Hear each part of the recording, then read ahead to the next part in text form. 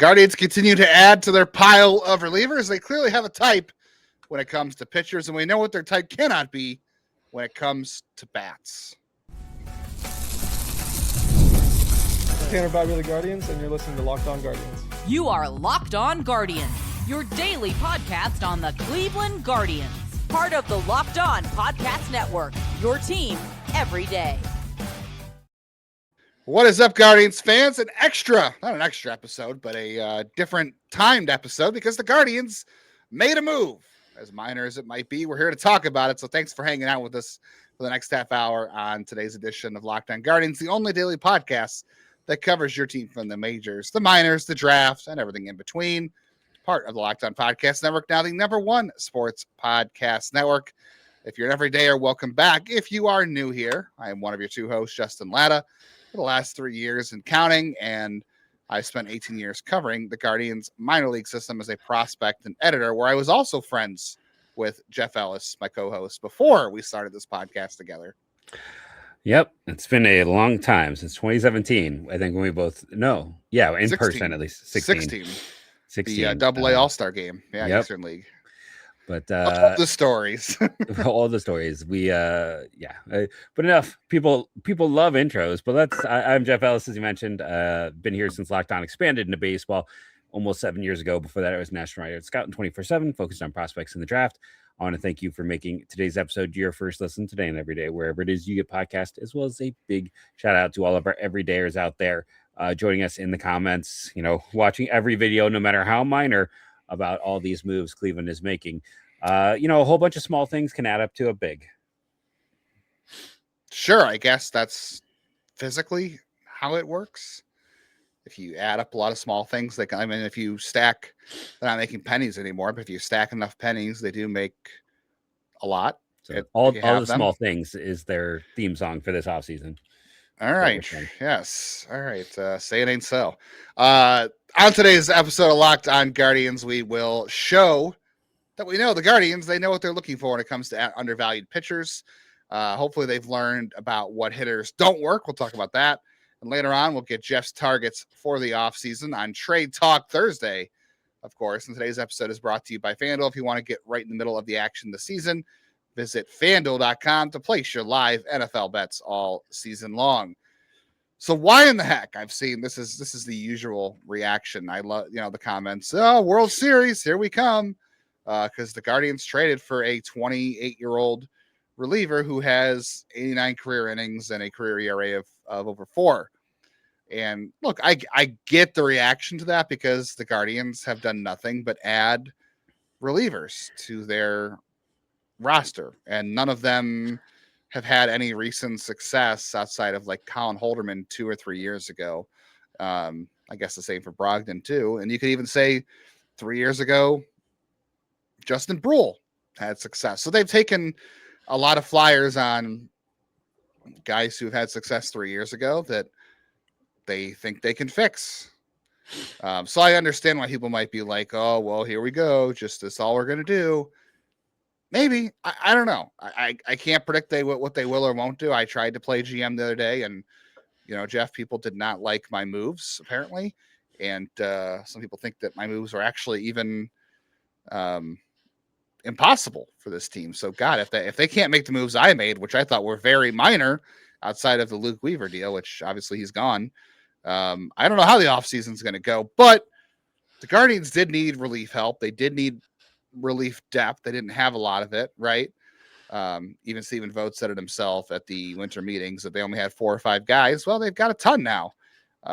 They had 2 lefties in the major league bullpen. They had, I'm going to say, no lefties in AAA for the bullpen. But that sounds about right. I don't think there was a single lefty down there. So I get why they added Justin Bruihl from that respect. But I do think we've seen a pattern emerge for the Guardians here. And I'm gonna trust them a little bit here when it comes to more than meets the eye with this edition. Yeah, I feel like a lot of fans are out there saying that they will not go to the games and we'll have to carry them home. Now that I've made my attempt at humor, turn this place into a parking lot. Here's the thing: when we look at these guys in particular, I'm going to state this again: like they've had more success with the scrap heap than they have the more expensive contracts. So I don't hate this. Yeah. And adding all of these guys gives them depth, which they need. And the free agent market is really ugly. If I sat there and pulled up my list, most of the guys I have on my list are camp invites, like guys that I'm like, oh, this or that. There's like one or two interesting names left on the market. All of baseball went hard at the relief market.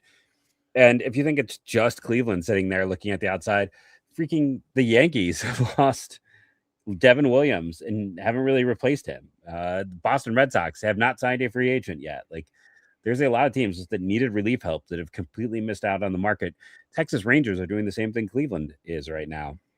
But when we look very specifically and drill down, there is a repeating theme, which is we're going to take guys who are coming off of down years. They love to buy low. They are taking guys who stuff plus models like that have high ground ball rates, which is an interesting change. Because for years they went with fly ball arms. We talked about on the show. It's because while the majority of outcomes are more positive when the ball is in the air than in the ground, the higher amount of damage on those outcomes is a ball in the air. But they're going for ground ball pitchers. They are going for guys who can miss bats. Not as much with the control, which is interesting. Some of these guys have better control than others, but all of them have been a little bit dinged by control, which is not something they've had a lot of success with fixing. Last guy I can think of whose control they really helped get significantly better was Mike Clevenger. So it's been a while. And then, I think it was Eno Saros on his podcast talked about it's like you're looking, or maybe it was a Baseball America one or Prospects Live. Someone did one where it talked about like talking to teams that they're looking for K percentages over 25, walk percentages around 9, ground ball percentages, I believe, north of 25%, and then high extension. And that's what these guys all have except for the walk rate. Now, if they had all of them, they wouldn't be available for cheap. So Cleveland is going for traits. And for as much as people want to be like, World Series, here we come. No, like this is what helps you get there because you're taking 4 cheap flyers. If one of these guys works out, then it's golden. Then they're gonna be golden if that's the case. And it's just gonna work out for them in that regard. Now, maybe none of them work out, but it gives them depth, it gives them opportunities. They're going for the type of arms they've had success with. Like I said, maybe not the control in the past, but they've helped guys get back to where they've been when they've been more successful. And they're looking kind of for like the pitching equivalent of the golden mean. Like these are the important things. This is what's necessary. And we can help find new gears. They do better elevating guys. And that's why I'm not as concerned. Like Colin Holderman, I think is the most expensive at like 1.5 million. If he's terrible, they'll cut him. And then all that means for a Holderman or someone like that is they're less likely to be claimed. Gives them more depth in AAA. They need up and down guys. They don't have a lot of guys in AAA that can fill that role. But Justin Bruihl, maybe someone else claims him. But here's the other side of it. Cleveland did trade for him, so it wasn't a claim situation. It was a claim because the Blue Jays DFA'd him, so they jumped in to claim the DFA. You have 10 days to. So they claimed 10. Yeah, and they worked out a trade, which is common. So he got very deep in the claim system before anyone claimed him. So Cleveland is still like that's part of the calculus as well. Like they need more depth. If Bruihl doesn't make the team. Like they might try to cut him late into camp and see if he'll go, if they can get him through to AAA. Like they need to build up overall depth. You're going to have guys get hurt. You're going to have guys go up and down. You're going to have all these situations. So all of this is an attempt to find depth, but it's not just to find depth. It's isolating traits that lead to success. And then using the fact that this has been a pitching factory that is one of the most, well thought of organizations for pitching, taking the tools and traits that can lead to success and seeing if you can find one, maybe two. If they can land 2 guys out of this group that really get a lot of innings for them, then this whole approach was a grand slam. I know people hitting. That's fine. They do slight tech issue there, so I apologize if I have some redundancy, but basically if they hit on 1 arm, fantastic. 2, that's amazing. I know they need hitters, but the relief market was the first thing that every team went for in free agency. They had to attack quick. They found some guys. You gotta trust that this is what they have done the best with. Yeah, I don't think anyone's sitting there saying that we expect Justin Bruihl to be on the mound, getting big outs in the 7th or 8th inning in September. But, weirder things have happened. And I also don't think he'll be the guy on the mound when they make the World Series either. But again, weirder things have happened. We'll continue to talk about why Justin Bruihl. We'll break that down. We'll also talk about how it's almost Christmas, but we won't be singing Noel in Cleveland. Have the Guardians learn what type of hitter doesn't work for them? We will discuss next.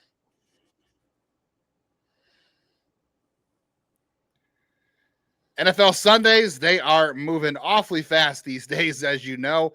And suddenly one big play, everything is different. That is what makes live betting so exciting on FanDuel, because when the game turns, you're able to react to it and not watch it when it comes to real time. FanDuel lets you place live bets as the action unfolds. Every drive, touchdown pass, touchdown run, every turnover, you're getting involved. You're having a little bit of responsible fun to do that. And live betting is best when all those things start to happen and you can react to them in real time.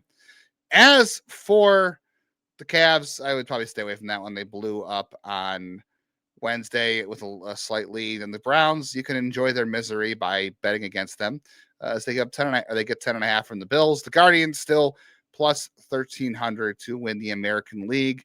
They stay there from the other day, but they were at one time plus 1,100, so they're going in the wrong direction. Justin Bruihl didn't move the needle there. If you want to be right in the middle of the action this season, visit FanDuel.com and place your live NFL bets all season. FanDuel, the game moves fast, and so can you.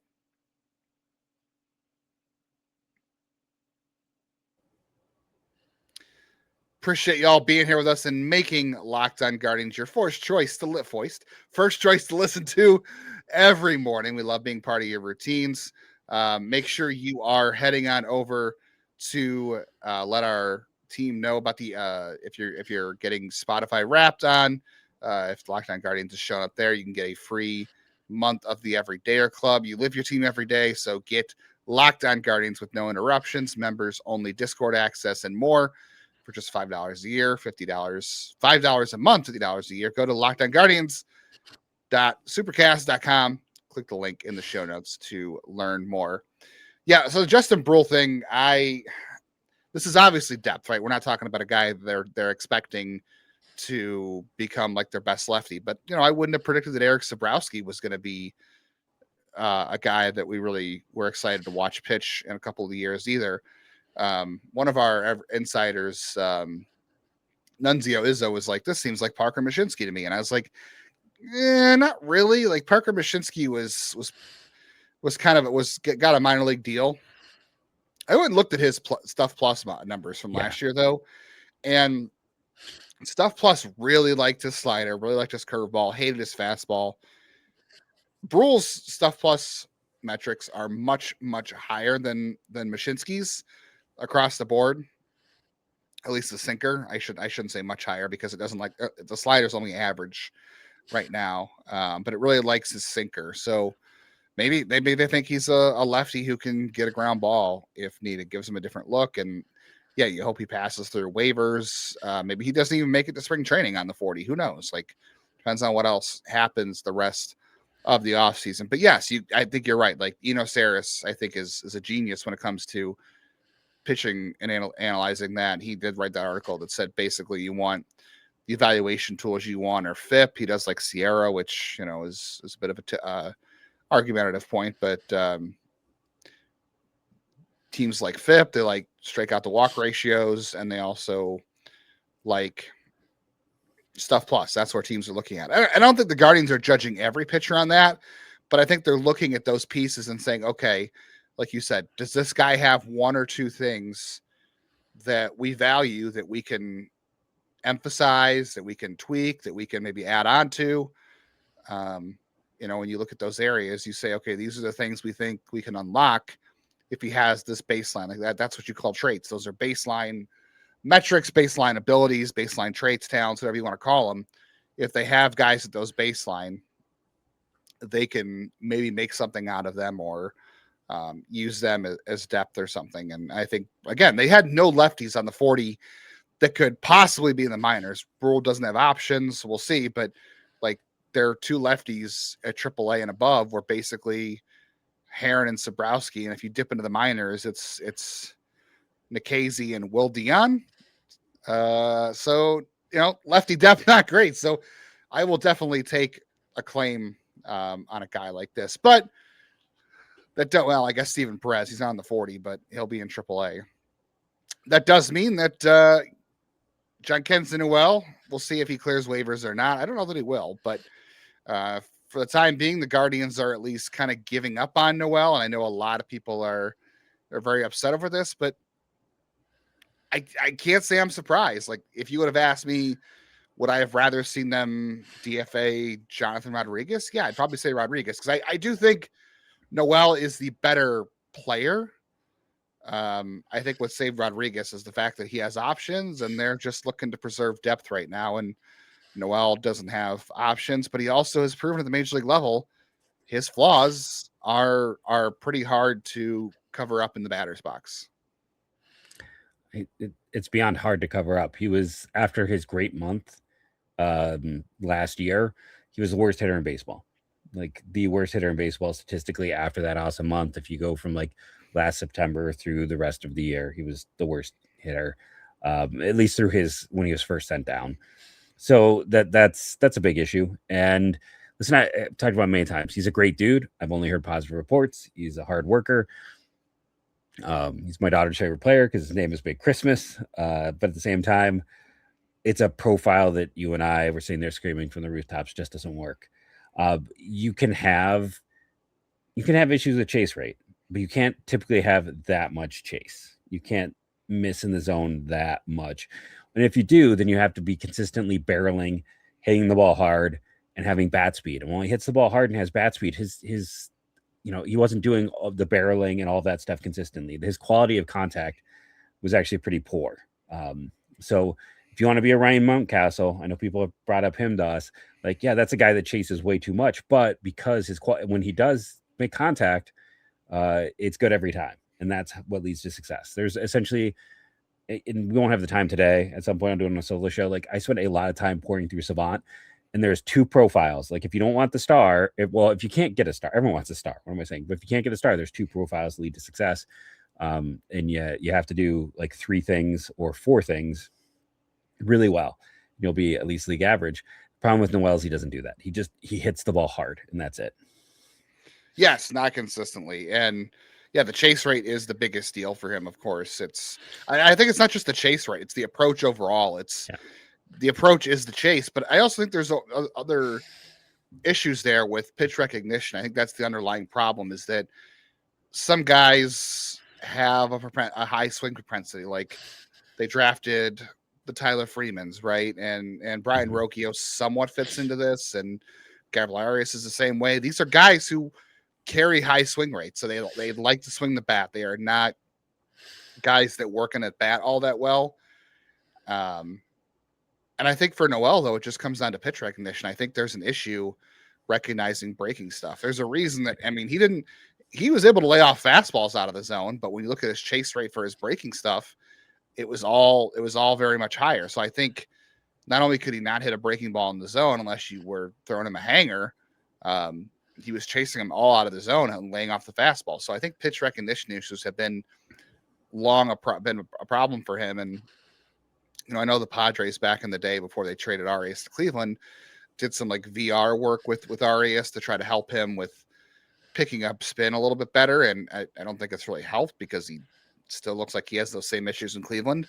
And it's the same with Noel. And I hope they've learned from this, that I don't know how, like, obviously I don't have a problem with how they handled Noel, because he was crushing the minors and he clearly represented an area of need for them all these years they were trying to find. And if it worked out, then guess what? You've got an incredible middle of the order hitter who you and I desperately wanted to work out. Everybody wanted to work out. I would have loved to have been wrong about Noel. But I don't have a problem with the gamble they took on him. And it's not really a gamble, but the way they used the approach, because they had to see if it was going to work. And this isn't a guy they spent a lot of money on international. Like, he was a pretty low signing, right? It wasn't a guy they gave a ton of money to, not like a, Dorsis Paulino or a George Valera type signing. So Junior San Quentin. Oh, Gabriel Gonzalez. God, you want to talk about a guy who just had zero idea what he was doing to play. Junior San Quentin was, you and I probably could have replicated his approach at the plate. Any of us talking here could have done that. But I hope they've learned. Like, I know you're going to try to find different ways to find value in players, but I hope they've learned that guys like Noel, and I don't know how you evaluate this as a 16-year-old when you sign these guys, or even 18, but I hope you realize that guys who chase, this is what they've gotten away from, right? That's why they added Nolan Jones back, and that's why they're going for guys who don't chase.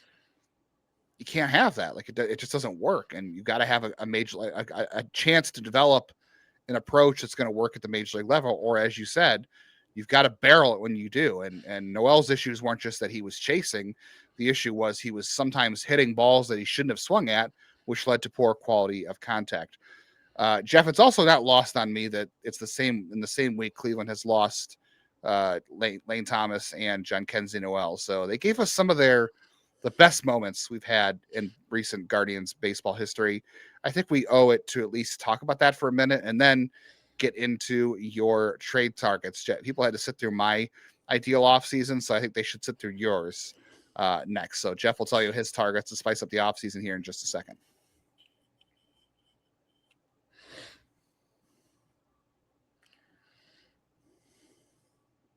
All right, make sure you're keeping up with the podcast all off season long. Hit the auto download button on all of your favorite audio platforms. Wherever you listen, you can take us wherever you go, and we'll be in your car. We'll be on your walks with your dogs. We'll be working out with you at the gym, not physically, but mentally, or in your ears somewhere.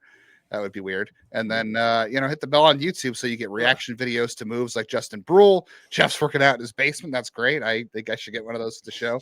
And, if you hit the bell, you get the reaction videos to moves like Justin Bruihl, or you get the notifications when episodes go live. And if we do a live at some point, we will, that'll also go to your phone as a notification. If the Guardians do make a significant move this offseason, Jeff, I could promise we will go live at some point to talk about it. I just don't know when that'll be. It won't be on Christmas at least, because we know the Guardians don't do that. So I do appreciate that. But I do want to take a minute and just say, like, the memories that Lane Thomas and Jhonkensy Noel gave us were pretty awesome. Like Lane Thomas hit he hit the home run in game 1 of the ALDS in 2024, then the 7-run first inning, the grand slam off Tarek Skubal, the double that set up Jhonkensy Noel's home run against the Yankees, and then Noel's home run. I mean, those were some of the most fun moments I've had in Guardians baseball, I think, since 2016, because 2017 and 2018 playoffs were very agonizing. Winning is agonizing too, but those were like expectations agonizing.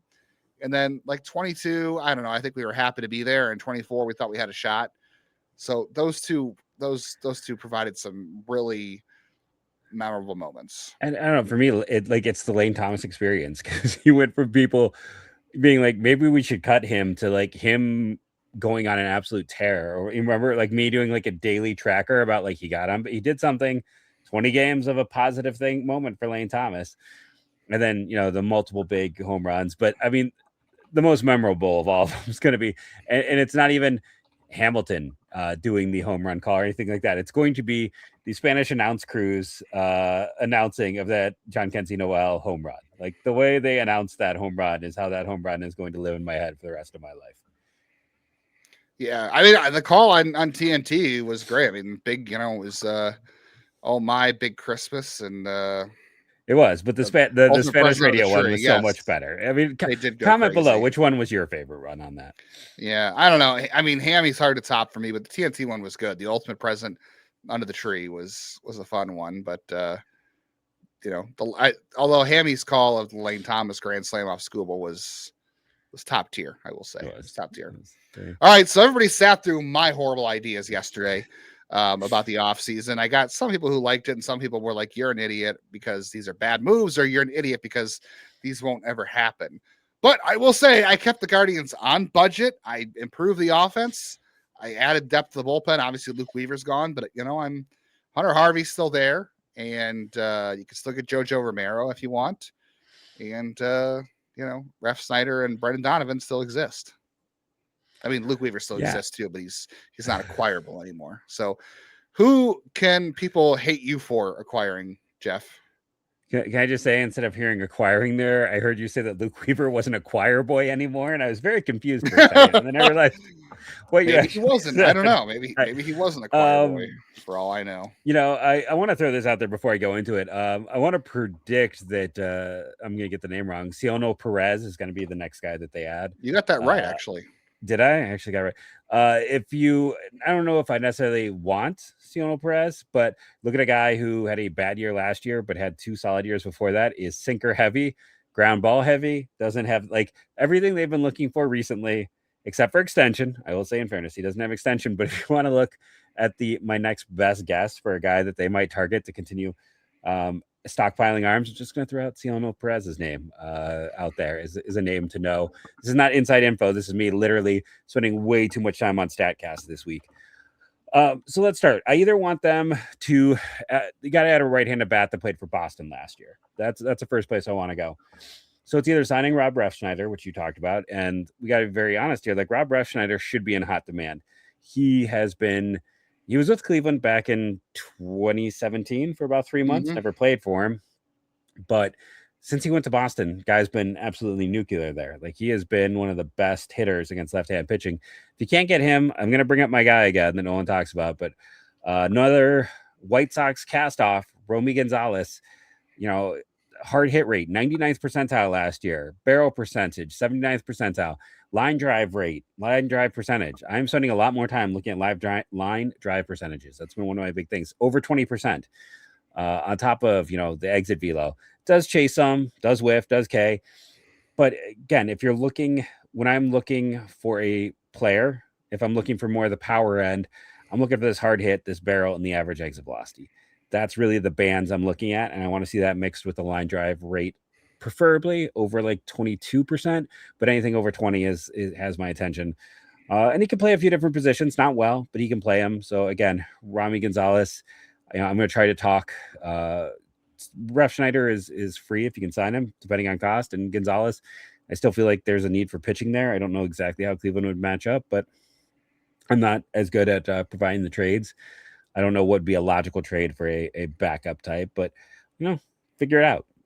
Trade some, C-level prospect. We'll give them I don't know, who's a C-level that I'm not very high on at this point relative to everything else. I'm not good at thinking about those things You want right a now. pitching prospect to the White Sox? Yeah. For The Romy Red Gonzalez? Sox. Red Sox. Oh, the Red Sox have Romy Gonzalez. Yeah. I mean, I'll give him Cam Sullivan. Jacob Zibin. I don't think that'll work. Jacob Zibin is yet to throw a big league. Oh, no, he did pitch this year. He did pitch this year. He did throw a pitch. I'm looking for pure ceiling, one of those guys that could throw down there. But yeah, I don't have a big piece there. Tugboat. The comments mad. My next band that I'm looking at is what I would call the Stephen Kwan profile. It's the guys who don't chase, don't whiff, make a lot of contact. And for this grouping, the other thing again is the high line drive rate. Like, if they're not hitting the ball super hard consistently, then they have to have a good line drive percentage. My number one target and a guy I've been after for years is Isaac Paredes. I don't know if Houston would move him. That's a situation though where I'm going to steal your trade. Like, I'm willing to offer for 2 years of Paredes, because I believe it's 2 years left. I'm willing to do like the Logan Allen and Cal Steven type of deal. Like, that's a team that needs pitching, and then a guy who could maybe help this year. Like, I don't know if that's enough for them. If not him, I'm still also all about Jesus Sanchez there, but that would be totally like Logan Allen for Sanchez. Like, and that might even be, I would maybe still want a flyer. It's Houston, so they don't really have much flyer prospects, but I would like a flyer prospect back, because Sanchez had a pretty miserable year for them on the acquiring, but he gives you another guy in the outfield, and he's that. Paredes and Sanchez are opposite of that profile. So I'll say that. Like, one is the hard hit bat speed guy, barreling, and the other is contact. And then the other guys in that kind of group that stand out in terms of the high contact, high line drives, if the Reds move Ellie De La Cruz to center field, I would definitely call them on TJ Friedel. I don't know. I feel like you'd have to pull him out of Tito's cold dead hands. I feel like Tito would probably loves everything Friedel does, and there's no chance they would trade him. But if they do move Ellie, which is some talk has been at points, I know I would love to get in on the Friedel conversation. One of Justin's favorites, Mike Tachman, I would like to see if he can do a camp invite with. While the data has had some backwards, he continues to perform every year. And it's driven by that line drive percentage. Controls the zone with a good line drive percentage. That leads to success. And I want to keep an eye on Liam Hicks, who also fits that profile, who's a catcher. Really high line drive rate, like even higher than a lot of the other guys we talked about. One of the highest in baseball. He's up there with Kwan and Louis Arise and some of those other players. Walks, controls the zone. I know he's another left-handed catcher. He's not the best defender, but if he is, backup catcher, backup first baseman, plays and gets 300 to 400 plate appearances a year, I think he's going to be at least a league average bat. The other guys you could also put into that group is Alex Call, who I talked about a lot this year. And then let's just do quick at the end here, 2 local guys that I'm kind of circling my wagons and considering. If Seattle goes out and adds another bat, I would like to call them on Dominic Canzone, the former Ohio State player, who is, if you look at his savant page, he's got the arm strength they want. They don't care about fielding range. He's got arm strength for the outfield, and he barreled and he hard hit, and he had the average exit velo. It's the Ryan Mountcastle, it's Canzone, it's Jesus Sanchez. It's a profile that does have success. He is another left-handed outfielder, but I would at least like to see what he could do with a little more consistent playing time. And then I would like to offer Scott Efros a minor league invite, the Twinsburg native, who hasn't stayed healthy, but gives you that sidearm look. I know people are like, what about Jimmy Herget? I mean, of course, I still want Jimmy Herget, but we'll see if he even is available. Some talk that they're going to try him as a starter. I don't think that'll work, but I'm curious to see. That wasn't a guarantee, by the way. I saw an article on that the other day, and they said it was being discussed, but it wasn't a foregone conclusion by any means. So Jimmy Herget's still acquirable as a reliever, I would think. Yep. Give me those different looks out of the pen. That's my issue on Bruihl. He's got the same arm angle almost as Timmy Herron. So with different arm angles, different looks. But yeah, those are kind of my names. I don't have the trades like Justin had in place, but I just had a smorgasbord of names. That's not even all of them. I wrote them down on some loose leaf paper, and I'm looking at some of the other guys. If you're like, what about Brandon Donovan? What about Lars Nootbaar? I was trying to go with guys that I think are more likely to acquire. Soderstrom and Suzuki I've talked about. Brett Batty I've got a big crush on in terms of trying to acquire, but I don't think the Mets are moving off of him at third base. So, yeah, there's a lot of fun names out there, but those are just the guys that jumped out to me right now. Yeah, I know people were kind of frustrated with me of trying to acquire Brendan Donovan. Everyone keeps talking about Brendan Donovan. I get that. But there's a reason that he's being talked about so much. So we'll see what happens. But no, I think you got some good names there for sure.